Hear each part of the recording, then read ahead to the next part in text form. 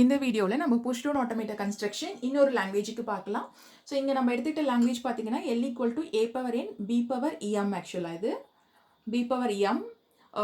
N value வந்து greater than or equal to எம்னு சொல்கிறோம். அப்போ N வேல்யூ கிரேட்டர் தான் ஈக்குவல் டு M. இப்போ A பவர் Nனா என்ன, B பவர் N Mனா என்ன நம்ம ஆல்ரெடி பார்த்துருக்கோங்க. பவரில் போட்டோன்னா இப்போ A பவர் 3னா 3Aஸ்ன்னு அர்த்தம். நம்பர் ஆஃப் ரிப்பீட்டேஷன் தான் வந்து நம்மளுக்கு பவரில் கொடுக்குறோம். அதோட லென்த்தை டிஸ்கிரைப் பண்ணுறது. இப்போ n greater than mனா number of a's should be greater than number of b's, greater than equal to. அப்போ 2a 2bனா 11, 3bனா 11. எத்தனை b's வேணாலும் இருக்கலாம், b வேல்யூ எத்தனை a's வேணாலும் இருக்கலாம். கரெக்ட். n வேல்யூ கிரேட்டர், அப்போ நம்பர் ஆஃப் a's அதிகமாக இருக்கணும், b's வந்து கம்மியாக இருக்கணும்.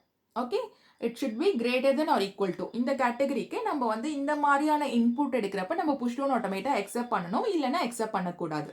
ஓகே, ஸோ இதுதான் கன்ஸ்ட்ரைண்ட். அப்போ ஃபர்ஸ்ட் ஸ்டார்டிங்கில் நம்மளுக்கு ஏஸ் தான் வரப்போகுது. அப்போ நம்ம ப்ரொசீஜர் படி என்ன பண்ணலாம், ஒவ்வொரு ஏவா வர வர ஸ்டார்டிங் Z0 இருக்கும், ஒவ்வொரு ஏவா வர வர நம்ம ஸ்டாக்குள்ளார புஷ் பண்ணிட்டே வந்துடலாம். அடுத்து பி வரப்ப ஒவ்வொரு பிக்கும் ஒவ்வொரு ஏ நம்ம கேன்சல் பண்ணிட்டே வந்துடலாம். ஓகே, ஸோ அப்போ at the end of input வரப்போ ஸ்டாக்ல ஏ இருந்தாலும் சரி இசட்ஆர் இருந்தாலும் சரி இன்புட் அக்செப்டட். ஓகே, ஏன்னா ஏ இருந்ததுன்னா என்ன அர்த்தம், ஸ்டாக்ல ஏ இருந்ததுன்னா நம்பர் ஆஃப் ஏஸ் அதிகமாக இருக்குன்னு அர்த்தம். ஸ்டாக்ல Z0 இருந்தால் என்ன அர்த்தம், நம்பர் ஆஃப் ஏஸும் நம்பர் ஆஃப் பிஸும் ஈக்குவலாக இருக்குன்னு சொல்லி அர்த்தம். ஓகேங்களா, ஸோ இதுக்கு நம்ம டிரான்சிஷன் டயக்ராம் வரைஞ்சா நம்மளுக்கு வேலை முடிஞ்சுது. ஓகே, ஸோ ஸ்டார்ட் பண்ணிடலாமா, நம்ம Q0 ஸ்டேட்ல இருந்து ஸ்டார்ட் பண்ணலாம். நான் சொன்ன மாதிரி தான் ஃபர்ஸ்ட் ஸ்டெப் மேண்டேட்ரி கிடையாது. எப்சிலான் Z0 ஸ்டாக்குள்ளார புஷ் பண்ணுறது, அது எழுதிக்கிட்டிங்கன்னா உங்களுக்கு கொஞ்சம் கன்வீனியண்ட்டாக இருக்கும். ஓகே, அப்போ ஸ்டார்டிங்கில் நம்மளுக்கு கண்டிப்பாக ஏ தான் வருங்க. அப்போ ஃபஸ்ட்டு ஸ்டெப்பில் என்ன ஆகும், ஃபஸ்ட்டு ஏ வரப்போ நம்மளுக்கு ஸ்டாக்கில் Z0 தான் இருக்கும். அப்போ ஸ்டாக்கில் Z0 இருக்கிறப்ப இந்த ஏவையும் Z0யும் ஸ்டாக்குள்ளார புஷ் பண்ணிப்போம். ஓகே, ஃபஸ்ட்டு வர ஏ போடுறப்ப ஸ்டாக்ல bottom element top most element of stack வந்து Z0 தான் இருக்கும். அப்போ ஏவையும் Z0யும் உள்ளார புஷ் பண்ணிப்போம். அடுத்து ஏ வரப்போ நம்மளுக்கு டாப் மோஸ்ட் எலிமெண்ட்ல என்ன இருக்கும், இன்னொரு ஏ இருக்கும். அப்போ இன்புட்ல இருக்கிற ஏ, ஸ்டாக்ல இருந்து வெளியில எடுத்த ஏ, நம்ம உள்ளார எதை புஷ் பண்ணுவோம், இந்த ரெண்டையுமே சேர்த்து உள்ளார புஷ் பண்ணிடுவோம். ஓகே, ஸோ இது லூப்பில் இருக்கிறதுனால என்ன ஆகும்னா எத்தனை ஏஸ் வந்தாலும் திரும்ப திரும்ப திரும்ப அது ஸ்டாக்குள்ளார புஷ் ஆகிட்டே இருக்கும். ஓகேங்களா, ஸோ ஃபஸ்ட்டு Q0ல இது முடிஞ்சிருச்சு. இன்புட் ஏ எல்லாமே ஸ்டாக்குள்ளார போட்டுருவோம். இப்போ பி வந்தால் என்ன பண்ணுவோம், நம்மளுக்கு ஒரு சேஞ்ச் ஆஃப் ப்ராசஸ் இருக்குது. ஓகே, பி வந்ததுன்னா ஒவ்வொரு பிக்கும் ஒவ்வொரு ஏவை நம்ம கேன்சல் பண்ண போகிறோம். அப்போ இங்கேருந்து இன்னொரு ஸ்டேட்டுக்கு டிரான்சிஷன் போட்டுக்கலாம். ஓகே, ஸோ இப்போ இங்கே என்ன நம்ம டிரான்சிஷன் போட போகிறோம்னா, நம்ம ஃபஸ்ட்டு ஸ்டெப்லேருந்து பார்த்துடலாங்க. இனிஷியலாக எந்த ஒரு இன்புட்டும் எடுக்காமல் எந்த ஒரு இதுவுமே இல்லாமல் நம்ம Z0 உள்ளார போட்டுரும். இதுதான் ஃபஸ்ட்டு ஸ்டெப்பு. அடுத்த ஸ்டெப்புக்கு என்ன ஆகும், இந்த Z0 வெளியில் வந்துடும், ஸ்டாக்லேருந்து இன்புட்லேருந்து ஒரு ஏ வெளியில் வந்துடும். அப்போ நம்ம உள்ளார இந்த ஏவையும் Z0யும் உள்ளார போட்டுருவோம், வெளியில் எடுத்த ஏவையும் Z0யும்.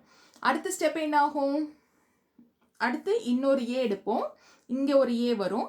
ஸோ அந்த ரெண்டு ஏவையும் உள்ளார புஷ் பண்ணிடுவோம். அடுத்த ஏ வரப்பவும் அதே ப்ராசஸ் தான் ரிப்பீட் ஆகும். அப்போ நம்ம Q0லேயே இந்த 4 ஏவை உள்ளார புஷ் பண்ணுற வரைக்கும் நம்ம Q0லேயே இருப்போம். இப்போ அடுத்து பி வரப்போ நம்மளுக்கு ப்ராசஸ் சேஞ்ச் ஆகும். கரெக்டுங்களா, அப்போ என்ன பண்ணலான்னா Q0லேருந்து Q1க்கு ஒரு டிரான்சிஷன் போட்டுட்டு இப்போ ஸ்டாக்லேருந்து இந்த ஏவை வெளியில் எடுப்போம், இன்புட்லேருந்து ஒரு பியை வெளியில் எடுப்போம். இப்போ இந்த பிக்கு இந்த ஏவை கேன்சல் பண்ண போகிறோம். அப்போ என்ன ஆகும்னா இன்புட்டில் ஒரு பி, ஸ்டாக்ல ஒரு ஏ. இப்போ நம்ம திரும்ப ஸ்டாக்குலர் எதை வைப்போம், எதையுமே வைக்க மாட்டோம். இங்கேருந்து வெளியில் எடுத்த ஏவை நம்ம கேன்சல் பண்ணியாச்சு. அப்போ நம்ம எப்சிலான் போட்டுக்கலாம். ஓகேங்களா, ஸோ திரும்ப என்ன பண்ண போகிறோம்னா இதே ஸ்டெப்பை இருக்கிற எல்லா பிக்கும் ரிப்பீட் பண்ண போகிறோம். அப்போ Q1ல நம்மளுக்கு மீதி இருக்கிற எல்லா பிக்கும் ஒவ்வொரு ஏவாக எடுத்துட்டு நம்ம அடுத்து இந்த ஏ வெளியில் வரும், இன்புட்லேருந்து ஒரு பி போகும், இந்த பிக்கு இந்த ஏ, அடுத்து இன்னொரு ஏ வெளியில் வரும், இந்த பிக்கு இந்த ஏ கேன்சல் ஆகிடும். ஓகே, ஸோ ஸ்டாக்ல வந்து நம்மளுக்கு ரிமைனிங் எலிமெண்ட்ஸ் என்ன இருக்கும், Z0ம் ஏவும் மட்டும் இருக்கும். ஓகே, ஸோ இந்த கேட்டகரியில் என்ன ஆகும்னா இப்போ வந்து நம்மளுக்கு Z0 எல்லா இன்புட்டும் முடிஞ்சதுக்கப்புறம் இன்புட் ஃபுல்லாக எம்டி.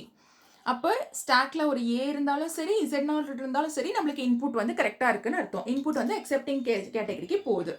அப்போ என்ன பண்ணலான்னா இங்கேருந்து இன்னொரு டிரான்சிஷன் போட்டு Q2வை வந்து நம்ம ஃபைனல் ஸ்டேட்டாக வச்சுக்கிட்டு இன்புட்டில் எதுவுமே கிடையாது, ஸ்டாக்ல ஒரே ஒரு ஏ இருக்கு, இல்லை இன்புட்ல எதுவுமே கிடையாது, ஸ்டாக்ல ஒரே ஒரு இசட் நாட் இருக்கு. ரெண்டு கேட்டகரிக்குமே நம்ம அக்செப்டிங் ஸ்டேட்டுக்கு போய்க்கிறோம். ஓகே, எப்சிலான் போட்டு அக்செப்டிங். இங்கே எப்சிலான் போடலாம், இல்லை இந்த ஏவை போட்டுக்கலாம், இந்த இசட் நாட்டை போட்டுக்கலாம், அது எல்லாம் யூசரோட இஷ்டம். நமக்கு தேவை இன்புட் கடைசியாக எண்ட் ஆகுறப்போ நம்ம அக்செப்டிங் ஸ்டேட்டுக்கு போயிடுச்சுன்னா இன்புட் அக்செப்டட்.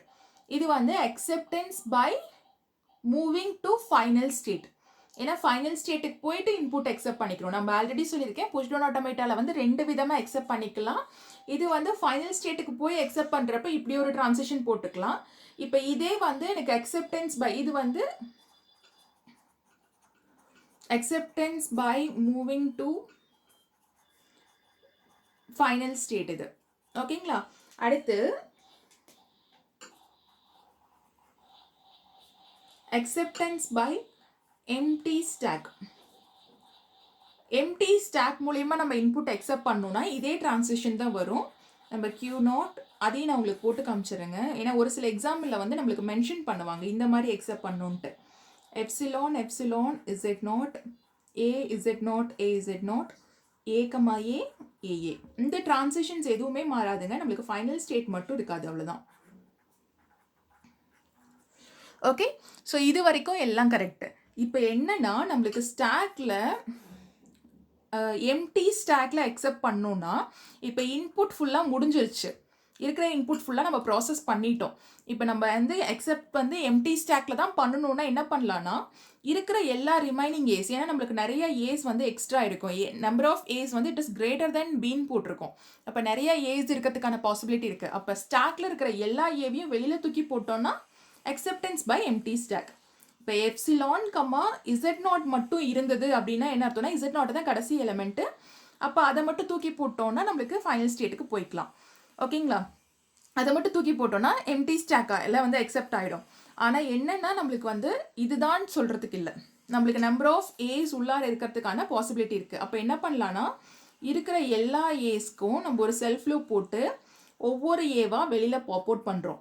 ஒரு ஏ வெளியில் வந்துடும், எப்சிலான் இருக்கும். ஓகேங்களா? ஸோ கடைசியாக என்ன ஆகும்னா இசட் நாட் வரைக்கும் இதை போட்டுட்டோன்னா இது acceptance by empty stack. Okay, இந்த டிரான்சிஷன் மட்டும் நம்ம இன்க்ளூட் பண்ணிட்டோன்னா போதும். இப்போ ஒரு எக்ஸாம்பிள் பார்க்கலாங்களா?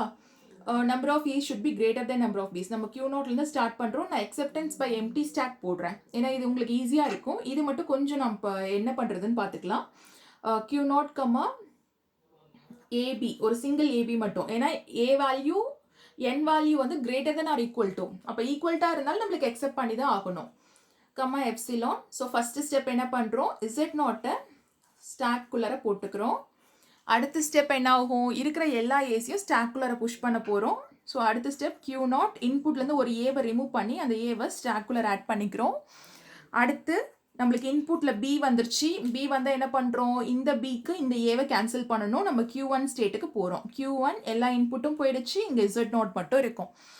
ஓகே, ஸோ அடுத்த ஸ்டெப் என்ன பண்ணுறோம், Q1ல எந்த ஒரு இன்புட்டும் இல்லாமல் இசட் நாட் மட்டும் இருந்ததுன்னா, Q1ல எந்த ஒரு இன்புட்டும் இல்லாமல் இசட் நாட் மட்டும் இருந்ததுன்னா இந்த இசட் நாட்டை தூக்கி வெளில போட்டுரும், அதுதான் எப்சிலான் கேட்டகரி.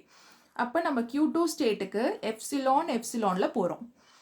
ஓகே, ஸோ இப்போ என்ன ஆகுது, at the end of input நம்மளுக்கு ஸ்டாக் எம்டியாக இருக்கிறதுனால இன்புட் அக்செப்டட்.